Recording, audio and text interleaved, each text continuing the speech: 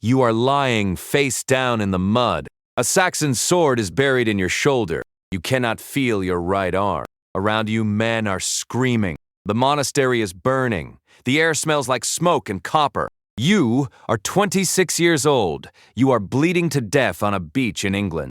You grab your axe with your left hand. You stand up, because if you die lying down, Odin will not take you. And a Viking who does not reach Valhalla goes to hell, which is not a place of fire. It is a place of nothing, forever. But let's go back to the beginning. Year 1, the longhouse.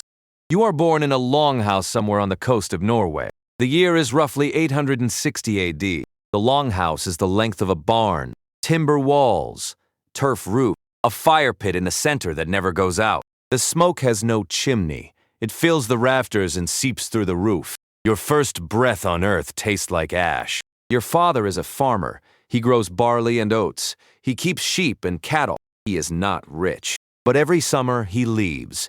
He takes his axe, his shield, and his place on a longship. He goes raiding. When he comes home in autumn, he brings silver, sometimes cloth, sometimes a slave. This is normal. Every man on the coast does this. Farming feeds you. Raiding makes you rich. But first you have to survive childhood. And in Scandinavia in the 9th century, that is not guaranteed. Between 30 and 40% of children die before reaching adulthood. Disease, famine, winter. The cold does not negotiate. Your older brother does not make it past his 3rd winter. Nobody explains why. They bury him quickly. Life continues. Age 7. Training begins. There are no schools. Your education is the farm, the forge, and the fighting ring. You learn to wrestle boys bigger than you. You learn to swim in water cold enough to stop your heart. You learn to ride a horse, to string a bow, to throw an axe so it sticks in a tree at 20 paces. By age 10, you can gut a sheep, repair a fishing net, and recite the names of every god in the Norse pantheon. At night, the elders tell sagas by the fire, stories of warriors, voyages, battles, gods who reward courage and despise cowards. Odin, the All-Father, he watches from his throne in Asgard. He collects the bravest dead for his army. If you die with a weapon in your hand, the Valkyries carry you to Valhalla. You feast and fight for eternity. If you die in bed, you go to hell, a cold, gray realm of fog and silence. No glory, no memory, nothing. You are 10 years old, and you already know that the worst thing that can happen to you is not death. It is dying wrong. Age 15. The first voyage.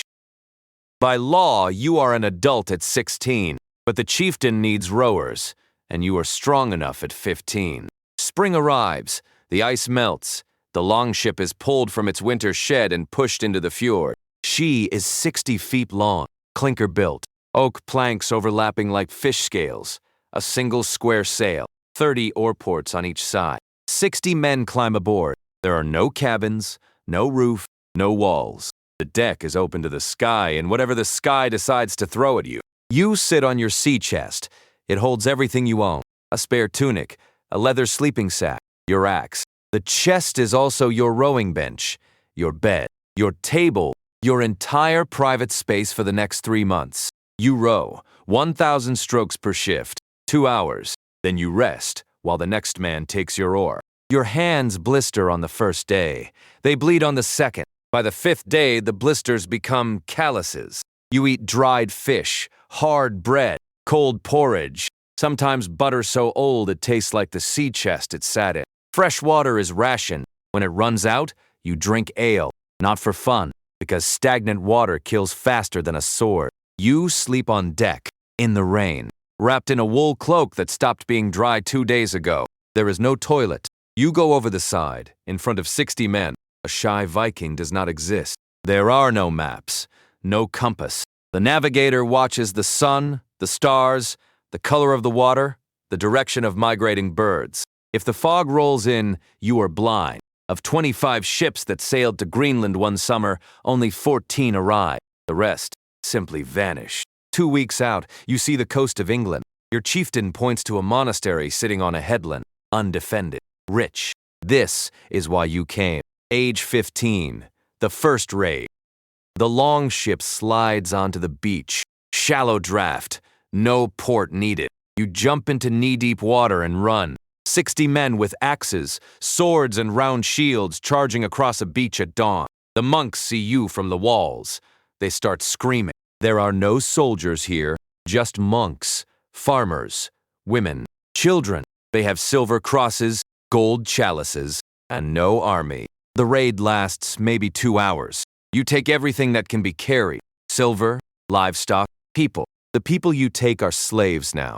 They will be sold in markets in Dublin or Constantinople, or kept to work your father's farm. You feel sick. You do not say this. A Viking who shows weakness is a Viking who loses his place on the next ship. On the way home, the older men laugh and drink. They divide the silver by weight. Your share is small. You are young, but you survived. And now you are a raider, age 18 to 25, the raiding years. Every spring you leave. Every autumn you return, if you return. England, Ireland, Francia, sometimes south to the Mediterranean, sometimes east along the rivers of Russia to Constantinople. The world is larger than you ever imagined. You have seen deserts described in no saga, cities with walls taller than any cliff in Norway. You are not always raiding. Sometimes you trade furs, amber, walrus ivory, slaves. You are a businessman with an axe and no moral code the Christians would recognize. At 20, you marry. She is strong and practical. She will run the farm while you are gone for 6 months every year. She does not complain. Viking women manage property, inherit land, and can divorce a man who disrespects them. She is tougher than most of your crewmates. Your first son is born while you are somewhere off the coast of Scotland. You do not see him until he is 4 months old. By 23, your body is a map of every raid you have survived. A scar across your forearm, a missing tooth, a limp from a shield wall in Mercia. Skeletons from this period tell the real story. Disease, malnutrition, arthritis in men under 30, spinal damage from years of rowing. The average Viking man lives to maybe 35, 40 if he is lucky. 50 is a miracle. You are not old at 30. You are ancient. An Arab traveler named Ibn Fadlan meets a group of Viking traders on the Volga River. He later writes that they are the filthiest of God's creatures. He watches them share the same bowl of water to wash their faces, one after another. He is horrified. They do not care. Age 26. The last raid. You know the coast of England by now. You have raided this stretch before. The monastery was rebuilt. They never learn. But this time is different. The Saxons are waiting. Soldiers behind the tree line. Armored. Ready? The shield wall forms. Your men on one side, theirs on the other. 60 feet apart. Someone throws an insult, then a spear. Then the walls crash together. A shield wall is not a sword fight. It is a shoving match with sharp edges. You push, they push.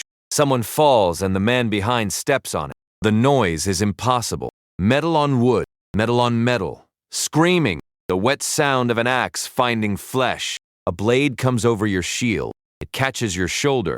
You feel heat, not pain. The pain will come later, if there is a later. The battle lasts less than an hour. Both sides pull back, bodies between the lines. Some still moving. You are bleeding badly. Your right arm will not lift the shield. You know what this means. There is no surgeon, no hospital. There is a man on the ship who knows how to pack a wound with moss and hope. That is Viking medicine. If the wound festers, you will develop a fever. Within a week, you are dead. Infection kills more Vikings than any army. Your crewmates carry you back to the ship. The chieftain decides to sail home early. The raid was not worth the losses. 3 weeks on the open sea, soaking wet, delirious with fever, drinking ale because the water ran out 5 days ago. You make it home. Barely. Your wife sees the wound and says nothing. She has seen this before. You survive, but your sword arm never works the same. And a raider who cannot fight does not get a seat on the ship. Age 30. The farm. You are a farmer now. Full time. No more raids. No more silver. No more glory. You grow barley. You fix fences. You slaughter sheep in autumn and salt the meat for winter. Your son is 10. He wrestles boys in the village. He can already throw an axe. He asks when he can go on a ship. You tell him soon. You do not tell him what it actually costs. At the fire, the skald sings of your chieftain's victories, the battles, the silver, the glory. Your name is not in the song. It never will be. The sagas remember kings and jarls, not the men who rode. Age 35. The end. Winter comes hard this year. The harvest was poor. The stored grain is running low. A fever sweeps through the village. It takes the old first, then the young. You are 35 years old, and your body has been broken by decades of rowing, fighting, freezing, and working soil that barely feeds your family. The fever finds you in January. You are too weak to fight it. You die in the longhouse, in bed, by the fire. Not on a battlefield, not with a sword in your hand, not screaming at the sky. In bed, your wife puts your axe in your hand before you stop breathing, just in case. Maybe the Valkyries will not notice. There is no ship burial. Those are for kings. You are buried in the frozen ground behind the longhouse with a few possessions. Your axe, a comb, a small silver arm ring you earned on your second raid. No saga is written about you. No runestone is carved. No skald sings your name by the fire. In 1,000 years, an archaeologist will find your skeleton. She will note the spinal damage from rowing, the healed fracture in your forearm, the missing tooth. She will write a report. She will call you male, mid-30s, likely lower status warrior or laborer. She will never know your name. She will never know that you crossed the North Sea 6 times, that you loved your wife, that you taught your son to throw an axe, that you were afraid of dying in bed. She will close the report, put it in a file, and move on to the next skeleton. You sailed for months. You fought for hours. You died young, and the sagas forgot your name.